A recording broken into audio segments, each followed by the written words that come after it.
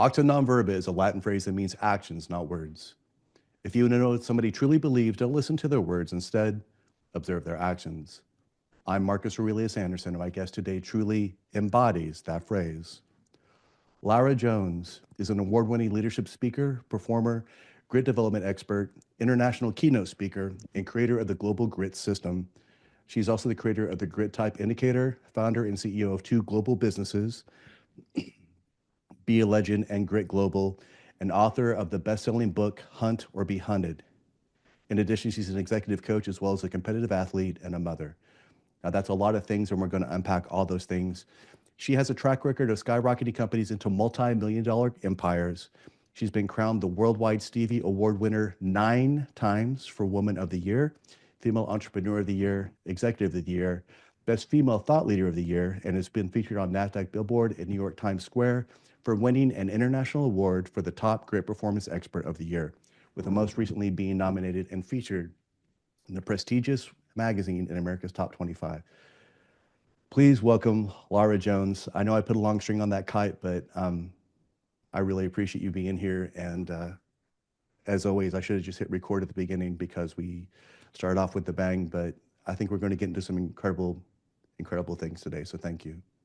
Oh, Marcus, it's such an honor to be here. And thank you for sharing your audience with me today. I'm so excited. We definitely should have hit record right at the beginning. We had such an amazing, authentic, controversial conversation that the audience need to hear.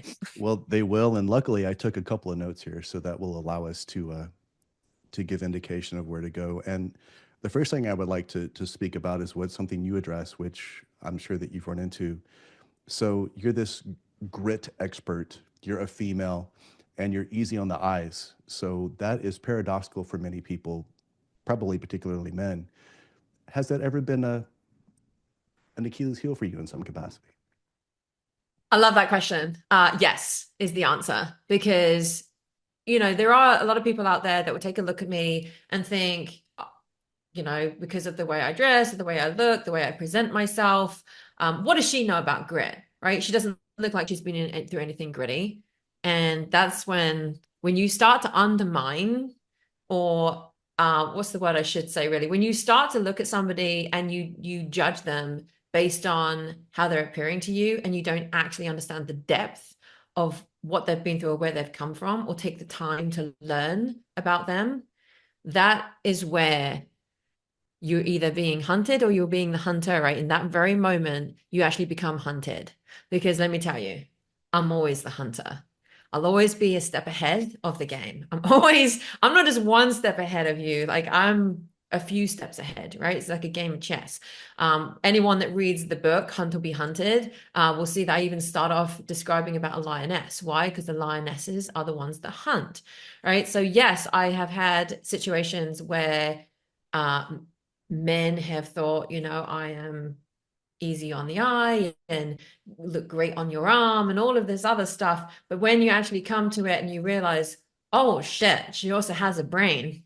And oh my God, she actually has been through some stuff. Oh wow, how does she get through this? How does she do that? And then they start to learn, oh my God, she's freaking independent, doing all this other stuff. And I'll tell you this, it's a plus and it's a negative, because the more they get to know about me, right, the more they realize, oh shit, she's done this and this and this and this. What hasn't she done? All this other stuff, right?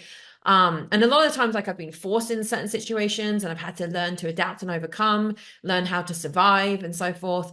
But what happens is a lot of men and women can become intimidated by me. And the crazy thing is, Marcus, when you get to know me, like, deep down, I have a huge heart, right? I'm actually not intimidating whatsoever. I think what happens is, as a society, people have become soft. And so they get scared when they see somebody that is controversial, that is just going to say it how it is. And typically the people that say it how it is might not be people like me. And what I mean by that is they're usually male, they're probably military, they're probably, people that have been through, you visibly can see they've been through battles. Whereas someone like me, I've been through hidden battles, right? You can't see it on the outside. But if you realize what I've been through, and I've faced some of the worst traumas out there, including the loss of a child and nearly my life. I had 8 seconds before I nearly flatlined. I'm very lucky to be alive. That happened 3 years ago. We can get into that a little bit more later. But with that in mind, I've gone through so much that you can't see. But yeah, I'm still smiling. I'm still here. Why? So it's interesting that, to answer that question, yes, it has been, sometimes it's a plus, sometimes it can be a negative. And people often do either underestimate me or they get very intimidated by me.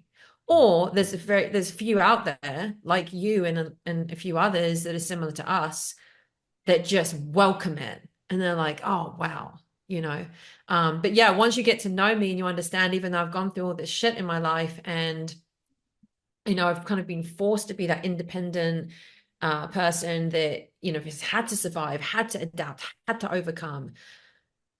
That doesn't mean that I don't want to be feminine, right? It doesn't mean that I don't want to bring that side out. It's just that certain opportunities may not have arisen for me to do that because I've always had to be the alpha. But let me tell you, behind every lioness is a lion. And the more that we understand that as a society, instead of trying to do this role reversal crap, the better we're going to become. And that's not to say that I'm not trying to say that women can't be powerful, but I think that we can still be very powerful, but with the support of a more powerful guy. And that might upset some people listening to that, but that's the honest truth. Let's just make it real, So Yeah. And again, the deepest scars are often not what we see. That's often on the inside. We often cover those up as a society. We don't want to be the person that has this huge scar on our face or whatever it is. Having said that, that's where the truth is. That's where we actually learned who we are. And to your point, being underestimated by men in some ways is an advantage. But as you were saying, also maybe you have a female who sees your external appearance, and then says, "Well, what does she know about grit?" But then when they actually sit down and they hear your story and you go through the layers and you unpack it, now they say, "Wow, she understands. She's been there. yeah. She's faced some hardships. She's had to have grit." And it's not just this pithy little thing that you talk about in a keynote. It's actually you're living it. And that's Yep. why it's so important. Yep. 100%. 100%, Marcus. It's one of those things that I think that there's a lot of people out there that would view others as a threat, right? And instead of looking at them as a threat, learn from them. Like, I want to be around others that have done more than me, that are better than me. I don't care if they're in the same space or not. Like, I don't view them as competitors. It's let's learn from each other, because I tell you something, like, I probably do stuff out there that somebody else doesn't do. They probably do something out there that I don't do. And you can learn and adapt and grow, right? So I don't have this fixed mindset. I have a very growth mindset. And that's actually why I'm hired a lot to help with growth mindsets and human performance and sustaining that high performance and so forth. But one of the reasons that I think a lot of people get scared, or they kind of get stuck into this, what I call the fear zone, is because they don't know any better, right? They don't know, they've never been taught how to get out of that the right way. So they just run straight back down to comfort again. And I mean, I'm just going to throw this out there. I just became divorced, right? And so I went through, more things in my life lately than I've gone through, over the past couple of years. And I keep saying to myself, when is it going to stop? Like, the grit that's being thrown at me. When is it going to end? And the truth is, it never will. So just get used to it. That's life, right? There's always going to be something else thrown at you, but every time something happens, you learn from it. And so in this situation, I'm like, well, a lot of people have gone through divorce. It's pretty common, you know. There were reasons I chose to divorce. And I think that when you are in situations that you didn't find yourself necessarily being in, or necessarily that you thought, oh, that's where my life's going to go, I actually think that's where the bigger growth happens, right? The person that you're meant to become, you become during those dark moments, or during the times when they're incredibly tough. And it's hard to live in that space in the moment. But it's like, so I talk about this in the book too, that 80% of your thoughts are negative and 90% are repetitive. So it means that every time a negative thought's coming in and you're just brushing it away, think of it like a revolving door, right? Every time you're pushing it away, that revolving door is just coming back at you harder and harder and harder. So it keeps smacking you back in the face again. Well, that's because we're not dealing with it correctly. So the best way to handle a negative thought, because we have them all the time, is to acknowledge it. Not necessarily accept it, but you acknowledge it and you say, how is this serving me? And if it's not serving you, you put it in a black box, you put it on the shelf, and now you've freed up space, much like a computer, to allow the positive to come in. Because if you can reframe how you think about a situation, just change one or two words. Like when my son passed, I started saying, well, instead of looking at it as though what was taken from me, instead of saying that, I would say, look what was given to me. Or, there's lots of different other ways we can look at it. But when you start doing that and you train your brain in that manner, then the possibilities are endless. And so I've always said, I want to be around others that are better than me, they've done more than me, because I can learn from them. They can learn from me too, right? But be amongst others where you feel like there is fear, all right? Put yourself in situations, choose your own grit. Put yourself in situations where it is hard. Don't go for the easy option, because the easy option, what's that going to do for you, right? Where's that going to get you? Right back down to freaking comfort. That's where it's going to get you. And then guess what? All the hunters are just going to compete against you and they're going to win. So, I mean, I just have a very strong view on that. And I think that if you, I'm sorry for my language here, but if you always opt for the comfortable and you never putting yourself in a situation of challenge or change, quite frankly, then you belong there. And why? Because to me, again, sorry, I'm going to be very controversial, and yes, I'm going to say this, but that's where pussies belong. I'm sorry, but they do. You want to stay down in your comfort? Go ahead. But I will tell you now, you are not going to get further in life. You're not going to achieve that dream. It's just all talk. And you may as well just, whatever you've written down as your dreams, just throw it in the bin, because it's never going to happen. You said earlier, Marcus, about actions, right? That's how you determine whether someone is true to their word or not, right? Are you going to take action on something? And if you are, those are the people that you want on your team too. You want people that are action takers. Why? Because that's the first letter in my grit system. It's the G. It's the get it done. It's the go getter, right? You've got to have that in you. If you don't have it in you, it can be taught. I teach it, right? It can be taught, but you have to be willing to want to do that. And then people say, well, what if I have feelings around this? Listen, you can feel what you want to feel. How you choose to react to it is your choice. 100%. So yeah, we have to get real. There's a lot of shitty things that happen in life. I've been through 9 traumas in my life. I was diagnosed with complex PTSD. And yet here I am, still happy, still smiling. I still take very good care of myself. There's no excuse. And yet I've just gone through a divorce. I have little children that I have to take care of. I'm a competitive athlete. I travel, I speak, I do workshops, programs. I have my book. I'm an author. I've got my grit type indicator assessment coming out here shortly. There's so many things, so many moving parts. Like if I can do it as a single mom, I'm sorry, but anybody can do it, right? And I've gone through grief, I've gone through trauma, I've lost a son, I've had to cremate my son, I nearly lost my life, I've been beaten severely in my life. When I was in England, I was imprisoned in an apartment. It was horrific, absolutely horrific.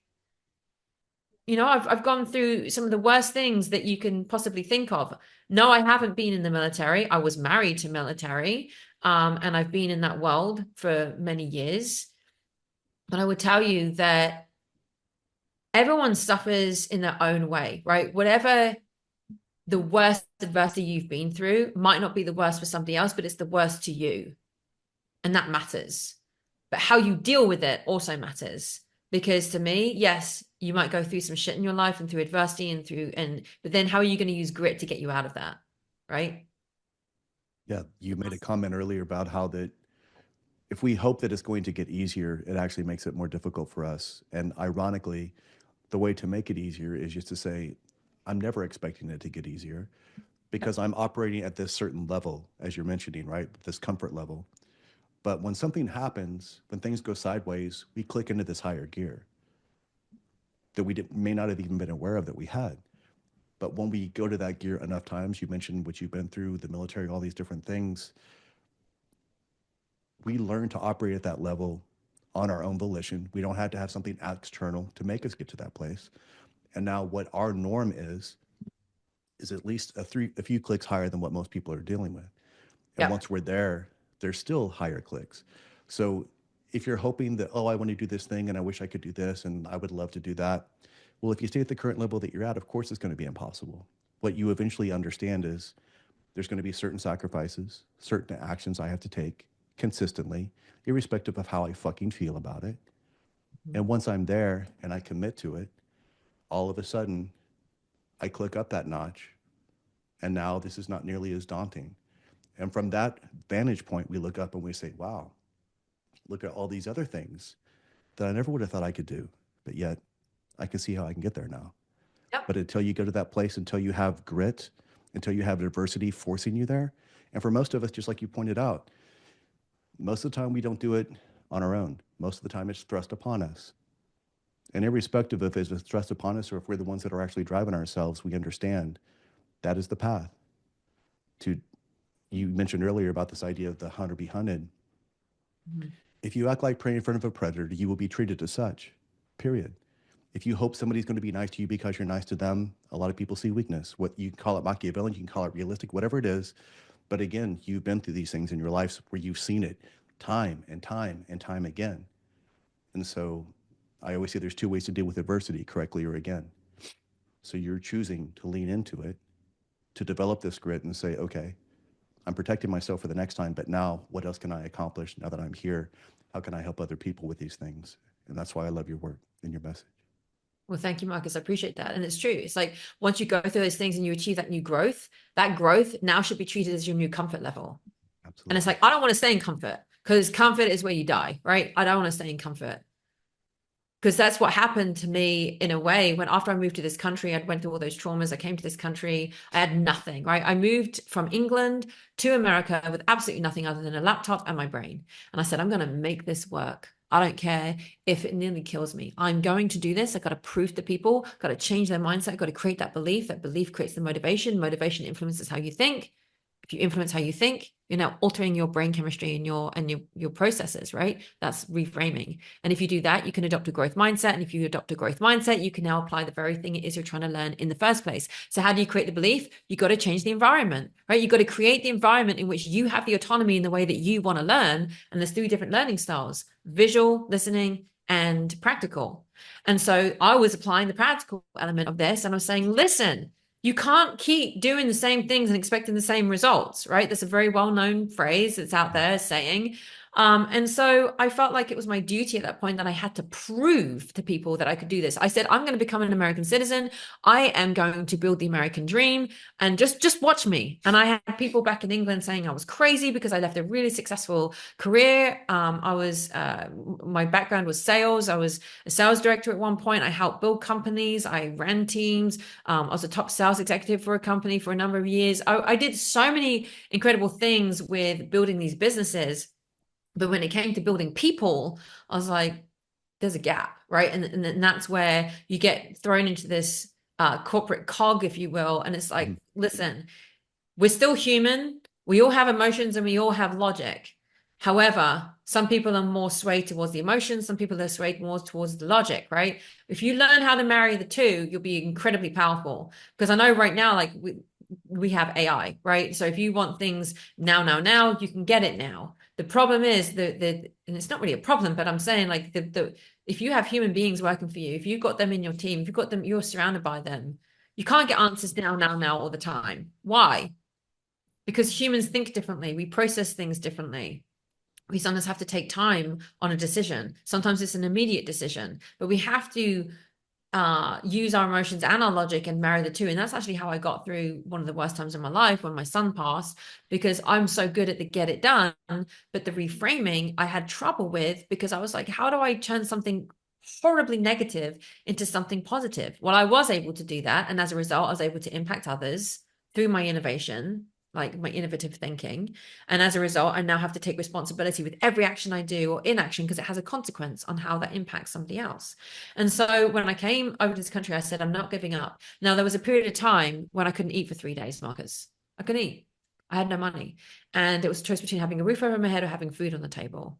So I chose to have a roof over my head. I mean, I was, a single girl, and I thought I wouldn't do so good out on the streets. So, I opted to keep the roof over my head. Well, a little short time later, I then didn't have enough money for rent. And so I became homeless, but I slept on people's couches, and I still didn't give up my dream. And I still remember to this day, my parents have been saying, just come home, Lara, come home. And I just said, no, I'm not going to do that. I'm going to continue. I'm going to pursue. I'm going to show people what I'm made of. And so it creates belief in them. And I had one person say to me, oh, you're so lucky. You're so lucky with what you do now and who you are and all of this stuff. And I said, luck. I'm like, luck. You don't know the fucking half of it. You don't know what I've been through to get to this point. And that's what I'm saying, Marcus. People look at me and they think, oh, this like pretty thing, like, oh, she hasn't been through anything like hard. Really? Try me.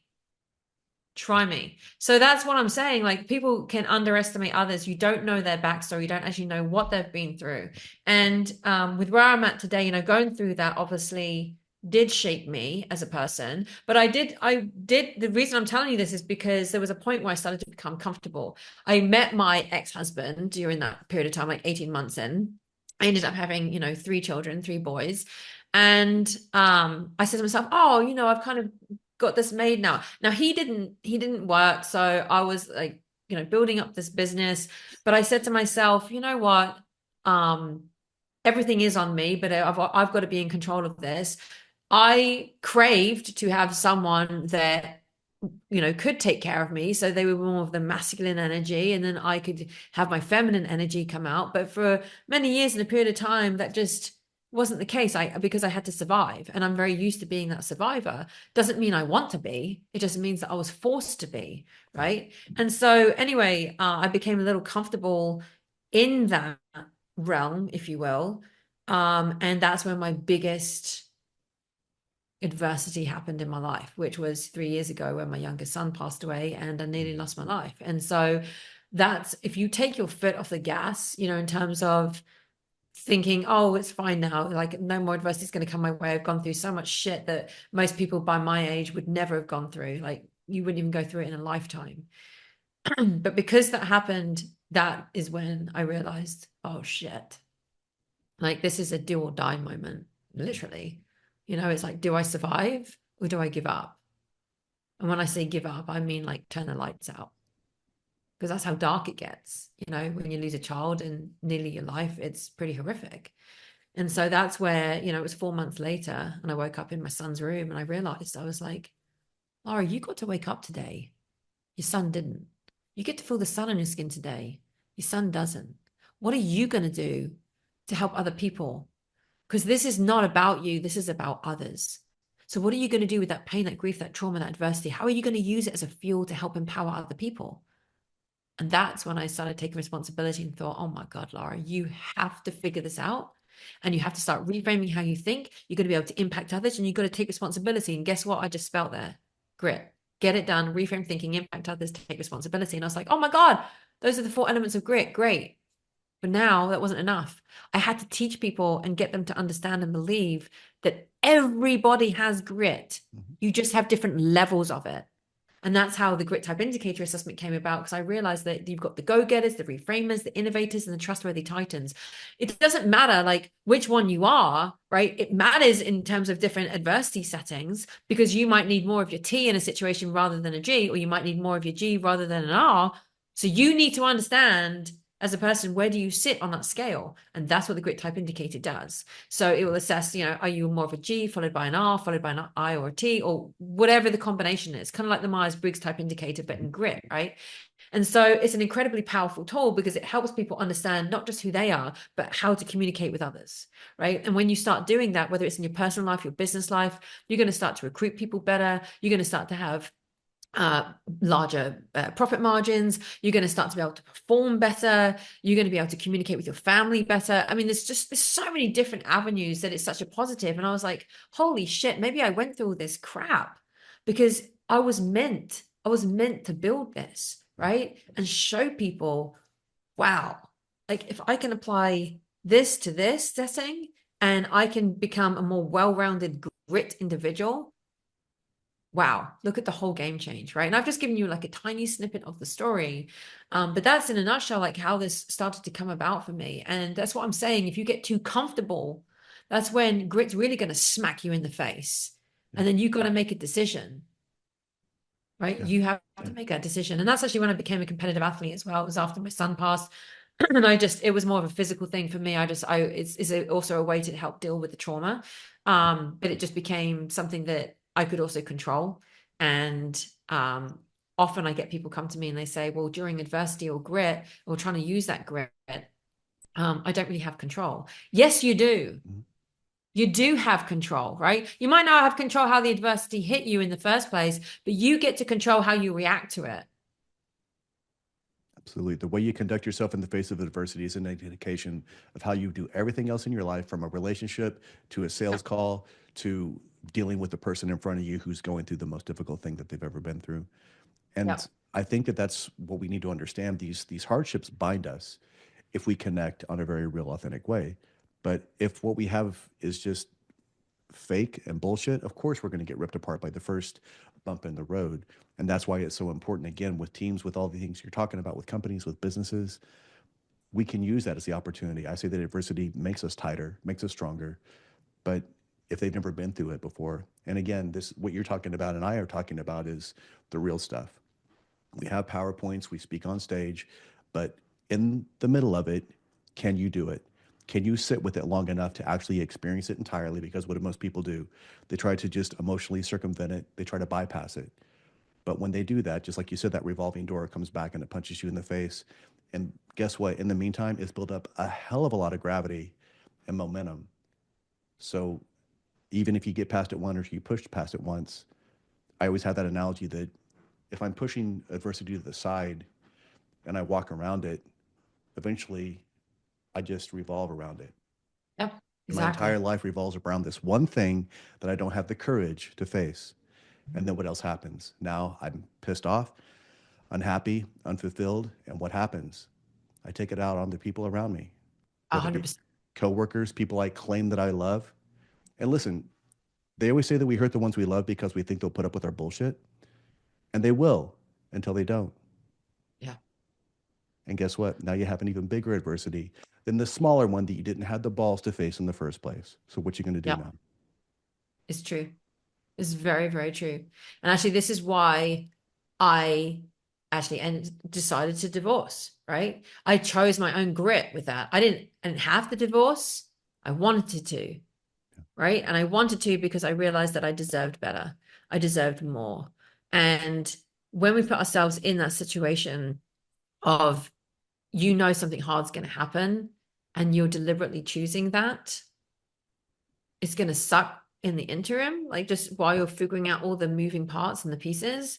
But the freedom you'll experience at the end of it, if you were really just, you realized, oh, I see my value. There's more out there. There's something that's, I'm opening up the doorway now for something better. And when I Absolutely. say that, what I mean by that is I think a lot of people, they either see their value, but they don't do anything about it, or they don't know their value, so they don't do anything about it, right? For me, I started realizing and I saw my value and I did something about it, and like I said, you put yourself in these hard situations, but long term, you got to play the long game, right? Yeah. Long term, where do you see yourself in the year's time? Where do you see yourself in 3 years and 5 years? I mean, who fucking knows? It could be dead, right? I mean, there's just, Absolutely. I could die tomorrow, right? That's basically how I live my life because I did nearly die 3 years ago.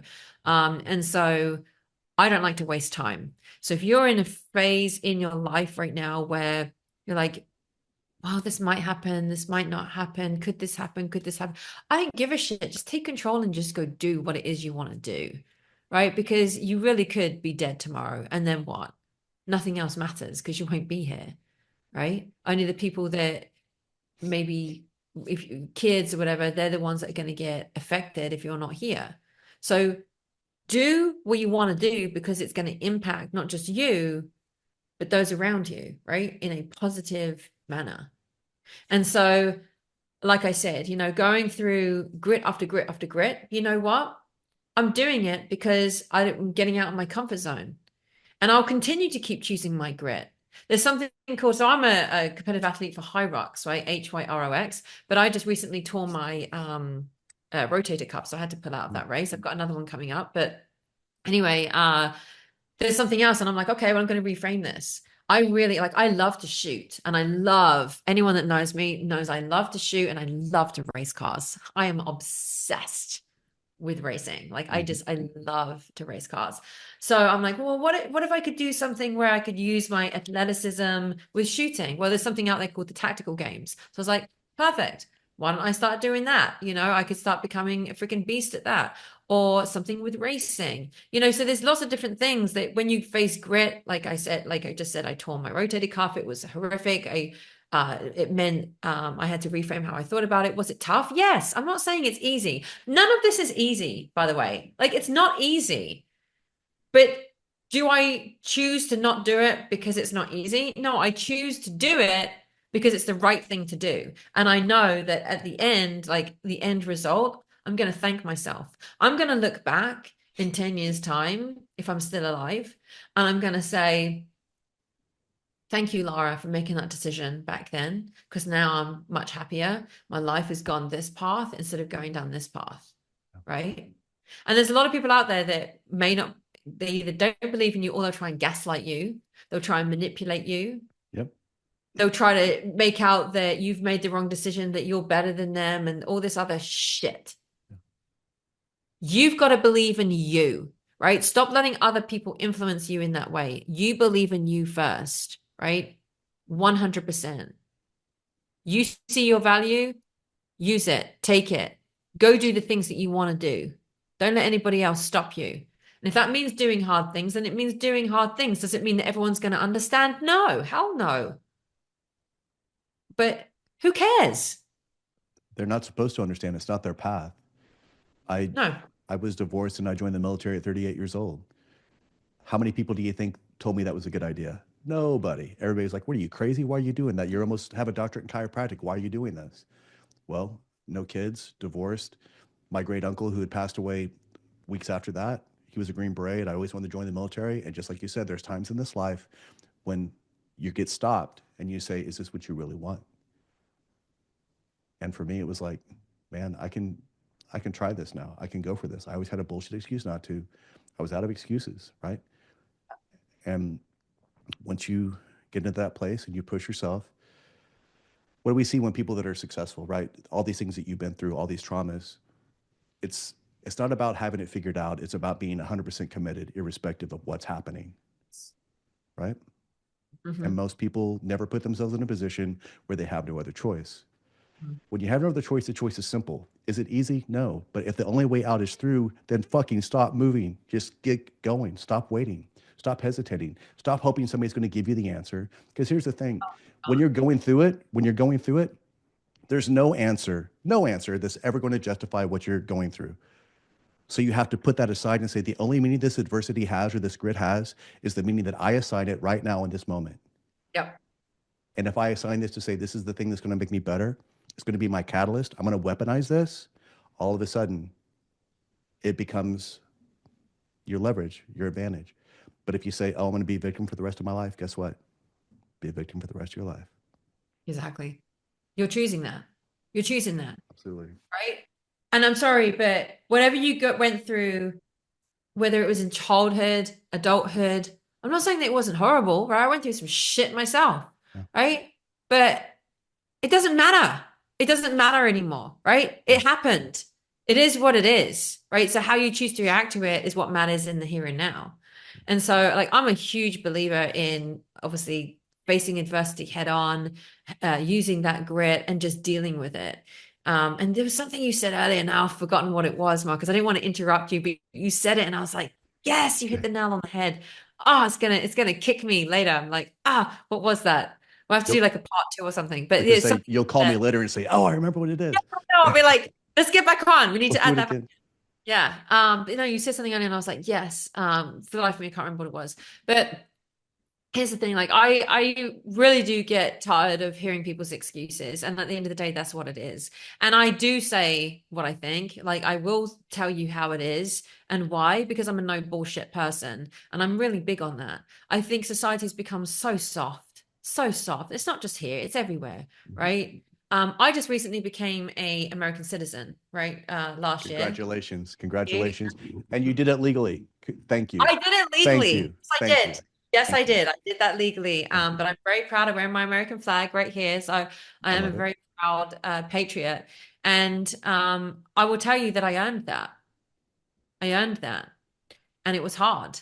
It Mhm. wasn't easy. But I appreciate what I have because I earned it. And there's a lot of Americans I meet that are like, oh, they don't like this country, they don't like this. And I'm like, do you even realize what you have? Do you Yeah. even know what you have? Yeah. Like, you don't. You don't know what it's like out there. No. I've traveled to like 28 or 30 countries. Like Mhm. I've seen life outside of here, Oh yeah. right? I know. And I'm like, America is home for me. I love this country. I became an American citizen so I could actually vote because I couldn't vote before, right? Yeah. Freaking happy I did. Yes. I am too. Just saying. Yeah. I'm very happy I got to vote. And we're in a period of time now where I am extremely happy with, who our president is. And you know why as well? He's also a no bullshit person. He knows the society's become soft. I know it too. And it's frustrating. And so I'm like, we got to instill grit. And then people are like, well, you either have it or you don't have it. You're either born with it or you don't. That's bullshit. We're all born with grit. What changes is the environment that you're in as you grow up, or the environment that you choose to put yourself in Yes. as an adult, right? If there was someone, and this is going to cause some controversy here, Marcus, but if there was somebody on the street right now that's homeless, I would say to them, how did you get here? Walk me through what happened, right? And then I'd be able to pinpoint, okay, well, do you think that was a good decision? No. Okay, well, how do we now rectify that? Okay, well, you feel like this happened to you. Okay, how do we rectify that in your thinking? Now, there could be someone out there that's like, no, I don't want to be homeless. I'm trying to do everything that I can not to be. I was homeless myself, so I can say this shit, right? I can say this shit. I will tell you now that I never want to be back in that position No. where I had no money, I had no place to stay, I had no food. I know what that's like, right? Did I choose to put myself in that? Could I have got out of it? Yes. I could have got a plane ticket home. I could have asked my family to pay for a plane ticket and send me home. 100%. That would have been the easy option. I chose not to do that. I chose to pursue. I built a company up from scratch. I didn't have any contacts when I first came out here. Maybe knew like a handful of people, one or two, few people, right? Didn't know a lot of people, but I built that into the network that I have today. Why? Because I chose to put myself in certain environments, Yes. right? So I mean, I could go on and on about this particular subject, but I'm just a huge believer that if you keep choosing to do the easy things, well, then don't expect to ever achieve your dreams because they're not going to happen. And then stop complaining about it. Stop whinging about it. Well Just go said. do something about it. Go do something. And if something's happened that's not in your control, go do something that is in your control. That's it. That's absolutely it. And I made I saw your body react when I made this comment. I was talking about the idea of facing hardship, and it's like it doesn't have to be easy, but you still have to have that commitment to get through it. Was that the thing that you were referring to? Or maybe Was I didn't jog properly enough. No, I think there was something else that you said, and I wish for the life of me I could remember it. But yeah, I mean, on that note, you do have to have the commitment, right? To follow Absolutely. through. This is another problem we have, right? I'm sorry, I'm coming up with the problems, but we do have the solutions, okay? Marcus and I Clearly. do have the solutions. Clearly. That's what we're Um, here for. exactly. But the commitment side. So if you say you're going to do something, you better go do it. You Yes. better follow through with it. Even if it's like disciplining your kids or something, right? No matter what it is, you've got to follow through and you've got to do the thing that you just committed to. Why? Few reasons. Number one, it creates belief in yourself that you can do it. Number two, it creates belief in others that you actually say what you mean and you're going to do it. And number three, you're creating accountability for yourself, right? It creates Absolutely. discipline. And I'm telling you, discipline, accountability, and having that grit to follow through and having the commitment to follow through is going to make you grow, right? As a person, that's what's going to change the habits, Yes. your bad habits into good habits, right? Because at the end of the day, how do we grow? How do we change? How do we develop this grit? I mean, yeah, there's an entire system I developed in order to do that. But in a nutshell, you got to change the habits around your belief system.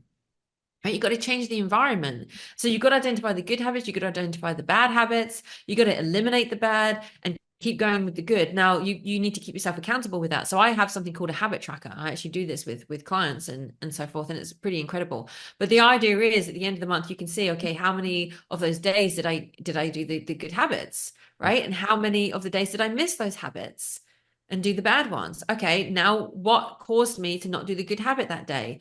And then you start to reverse engineer everything and you start to backtrack and you look at it, right? And here's the thing, Mark, is like people make things so complicated and it doesn't need to be complicated.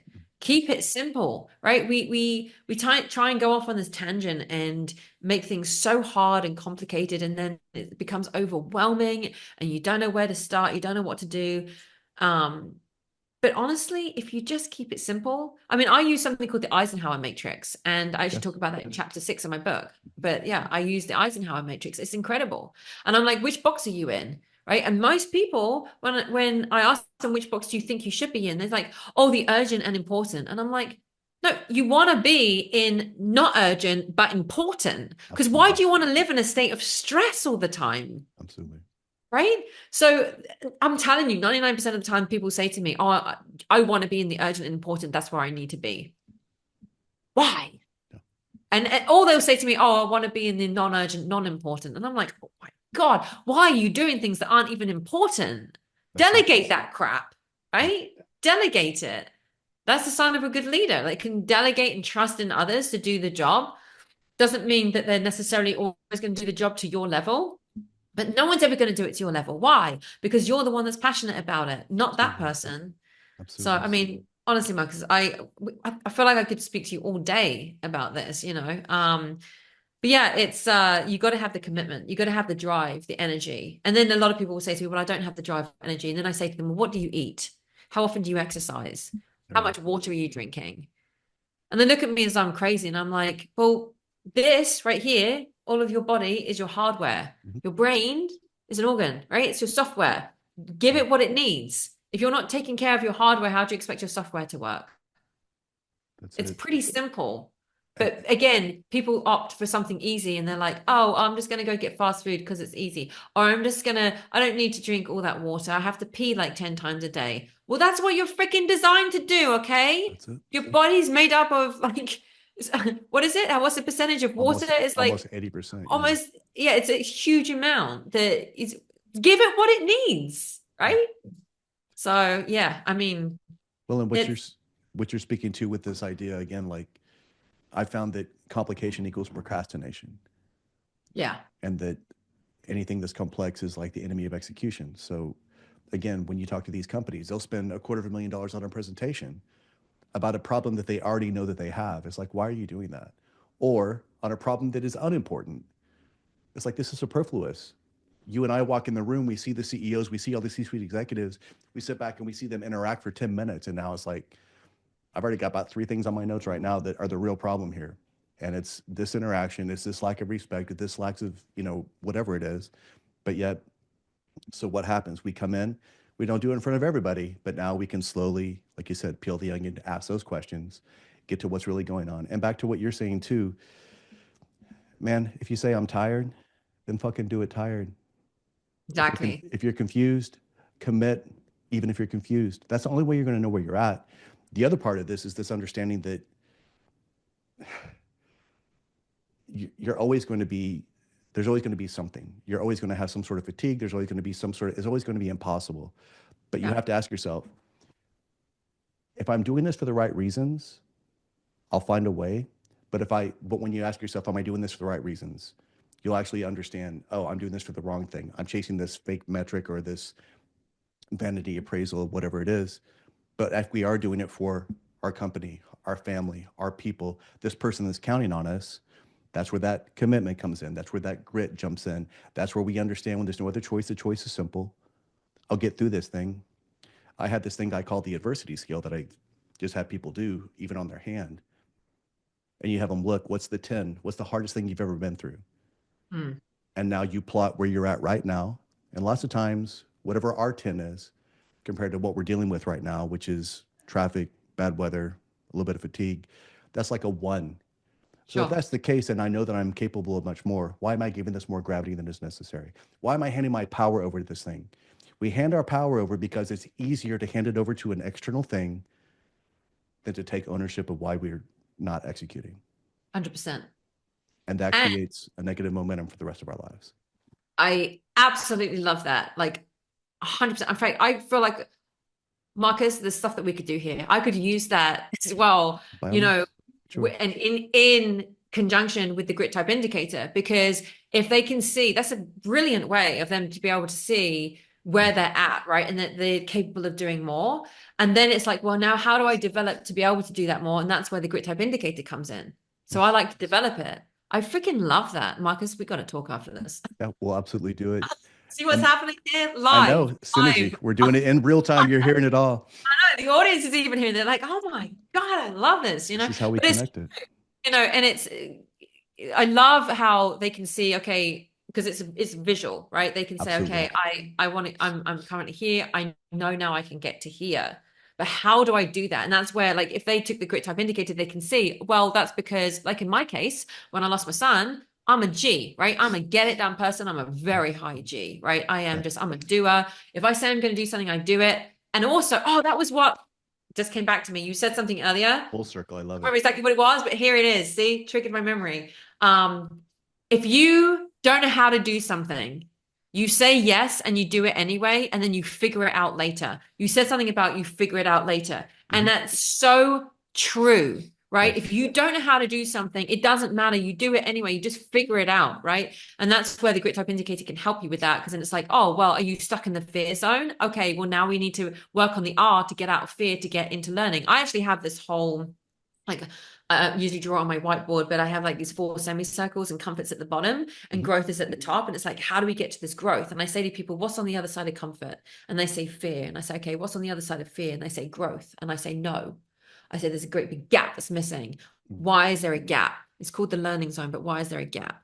And it's because as a society, we have this growing need for instant gratification. Yep. And so, it's, if we get stuck in the fear zone and we don't know like how to get out, and we think that, oh gosh, there's just this all these troubles that I've had. I don't know, I don't have the right strategies or tools to get out of that. They're just going to run straight back down to comfort, Absolutely. right? Or they start to grind, and they then